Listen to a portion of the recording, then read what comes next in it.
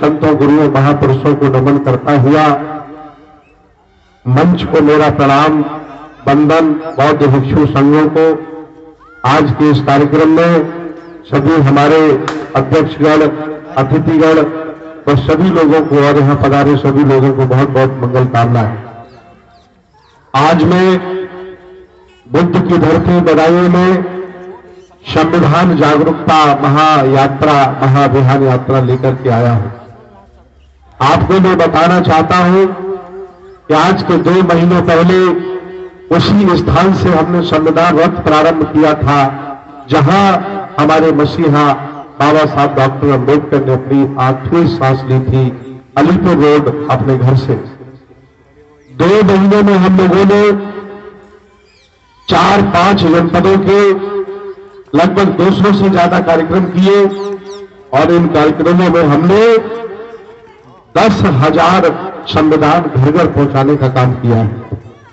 और लक्ष्य हम लोगों ने लिया है कि जब तक बाबा साहब के संविधान को हम 1,000 नहीं, 1 लाख नहीं, 1 करोड़ घरों में जब तक नहीं पहुंचा देते तब तक ये यात्रा रुकने वाली नहीं है।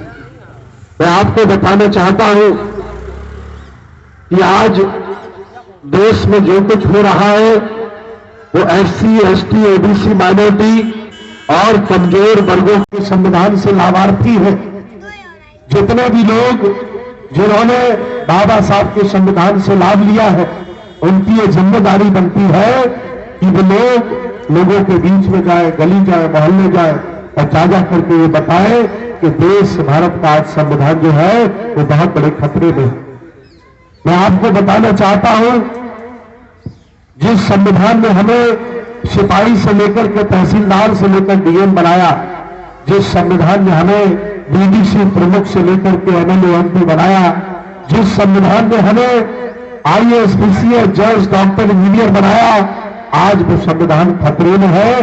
वो तब खतरे में है जब बहुजनों की कोई कमी नहीं है, जागरूक लोगों की कमी नहीं है, पार्टियों की कमी नहीं है, संगठनों की कमी नहीं है, जागरूक लोगों की कोई कमी नहीं है। ऐसी स्थिति में आज भारत का संविधान खतरे में है। संगठन बना बनाकर एक दूसरे की बुराई भलाई में लगा हुआ है। मैं ये संदेश देना चाहता हूं आज आपके बीच में कि अगर आप लोगों ने मिलकर सामाजिक, राजनीतिक, धार्मिक, आर्थिक सब लोगों को साथ लेकर के संविधान बचाने का काम कर लिया तो ये भारत बच जाएगा, नहीं ये भारत बचने वाला नहीं है। आज मैं पूरे देश में घूम घूम करके, पूरे प्रदेश में गली मोहल्लों में जा जाकर, जैसे बुद्ध ने हमें कहा था चरख विखवे चारिकन, बहुजन हिताय बहुजन सुखाय लोकानुकंपाय। बौद्ध भिक्षुओं का एक ही काम था कि वो गांव गांव जाए, गली गली जाए, मोहल्ले मोहल्ले जाए और जो लोग बेहोश हो गए हैं उन्हें होश में लाए, लोगों को जागरूक करें, लोगों को धर्म बताए और लोगों में जो कलह, ईर्षा, नफरत, लड़ाई, झगड़ा व्याप्त है उसको दूर करके अच्छा नागरिक बनाए। लेकिन आज हमारे बौद्ध भिक्षु भी बुद्ध विहारों में रहकर के खाना पसंद करते हैं।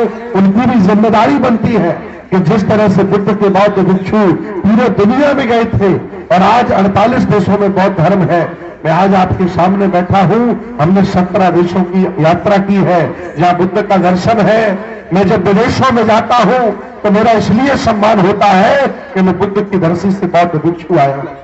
और आज हम अपनी विरासत को, अपनी संस्कृति को नहीं बचा पा रहे।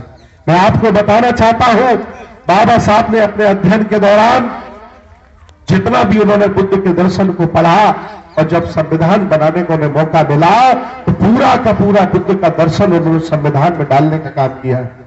इसीलिए संविधान हमको बराबरी का, भाईचारे का, सबको आगे बढ़ने का, सबके मान सम्मान का पूरा ख्याल करता है।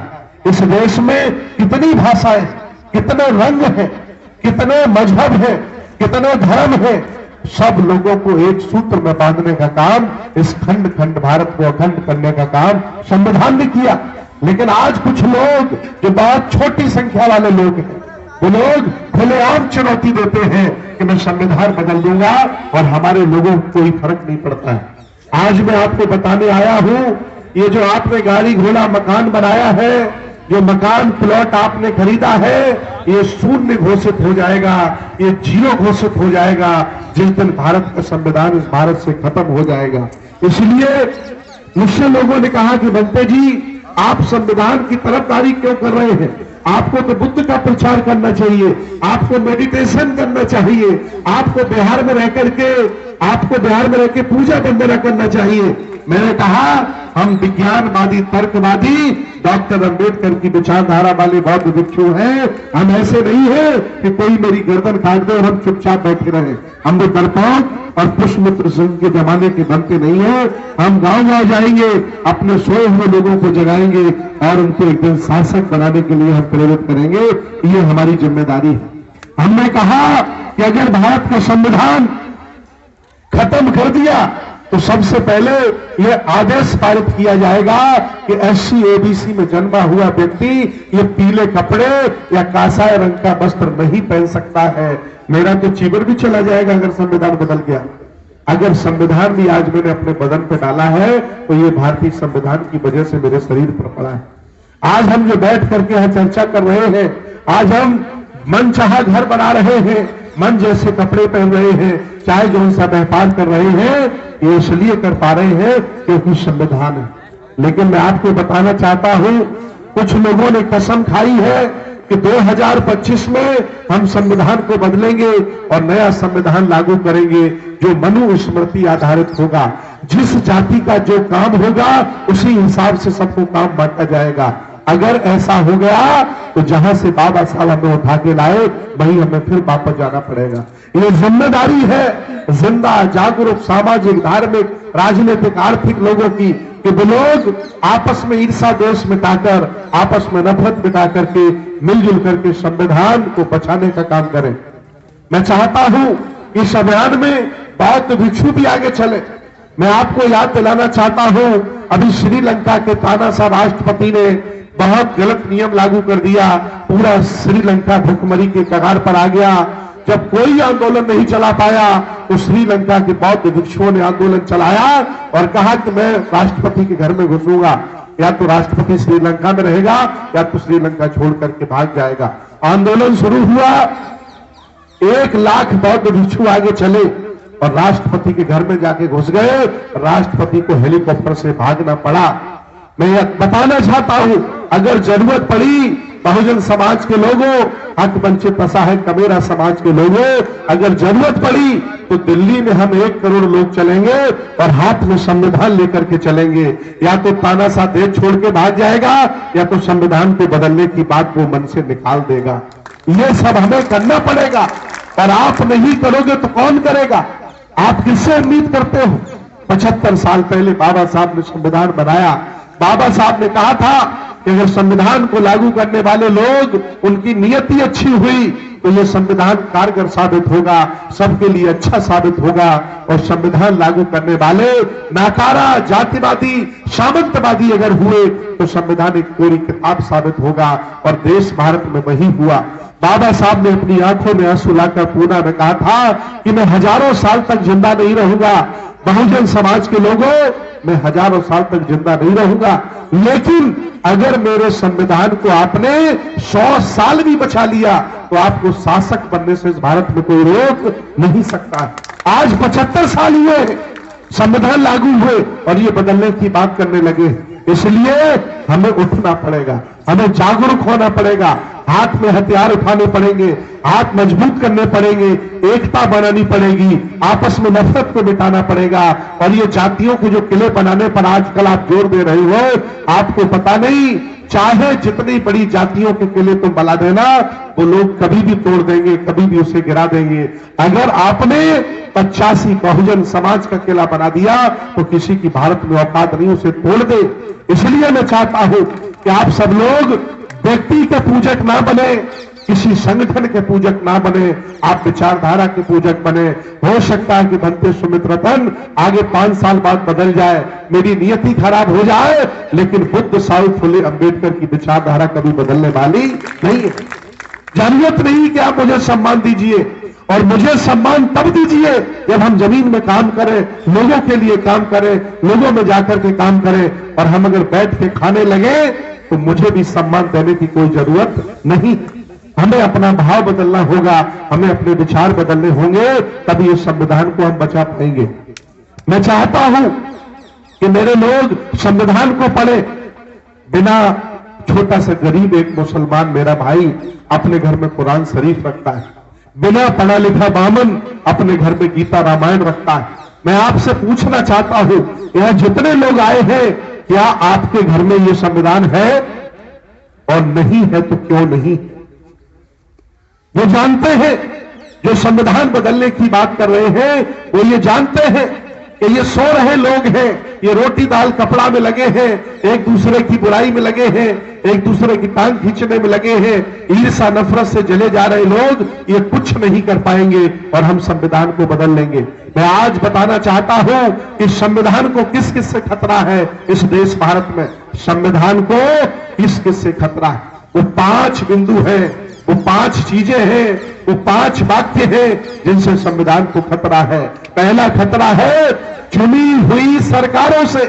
जो लोग इस संविधान के माध्यम से, वोट के माध्यम से एमपी एमएलए बनते हैं, मुख्यमंत्री बनते हैं, प्रधानमंत्री बनते हैं, वही नालायकी का काम करते हैं। जिस सीढ़ी से चढ़ करके जाते हैं उसी सीढ़ी को काटने का काम करते हैं। अर्थात चुनी हुई सरकारों से इस संविधान को सबसे बड़ा खतरा है। दूसरा खतरा सबसे बड़ा है बिकी हुई मीडिया से, लचर और जातिवादी न्याय व्यवस्था से। तीसरा खतरा और चौथा खतरा जो है यहां की उन लोगों से है। हेलो, चौथा खतरा यहां का उन लोगों से है कि जो खा रहे और सो रहे। और 5वां खतरा सबसे बड़ा है सोई हुई जनता से। मैं नेता नहीं हूं जो संविधान बचा दूंगा, मैं प्रधानमंत्री नहीं हूं जो संविधान बचा दूंगा। संविधान बचा मैं नहीं सकता, लेकिन संविधान के प्रति हम अपनी जनता को जागरूक कर सकता हूं। आज मैं आपके बीच में संविधान के प्रति जागरूक करने आया हूं। जितना आप अपने शरीर को प्यार करते हो, जितना आप अपनी शरीर की सुरक्षा करते हो, जितना आप अपने बच्चों की सुरक्षा करते हो, जितना आप अपनी प्रॉपर्टी की सुरक्षा करते हो, उससे लाखों गुनी सुरक्षा आपको इस संविधान की करनी पड़ेगी। तो कुछ भी आपके पास बचने वाला नहीं है। आज मैं निवेदन करने आया हूं कि बिना पढ़ा लिखा बामन अपने घर में रामायण रखता है, लेकिन जिस संविधान की बदौलत आपके चेहरे पर चमक है, आपकी जिंदगी में रंगत है, जिसकी बदौलत आप जिंदा हैं, जिसकी बदौलत मान सम्मान की जिंदगी जी रहे, वो संविधान आपके घर में नहीं है। मैं निवेदन करूंगा, मैं अपील करूंगा कि यहां जितने भी लोग आए उस संविधान को लेकर के जरूर जाएंगे।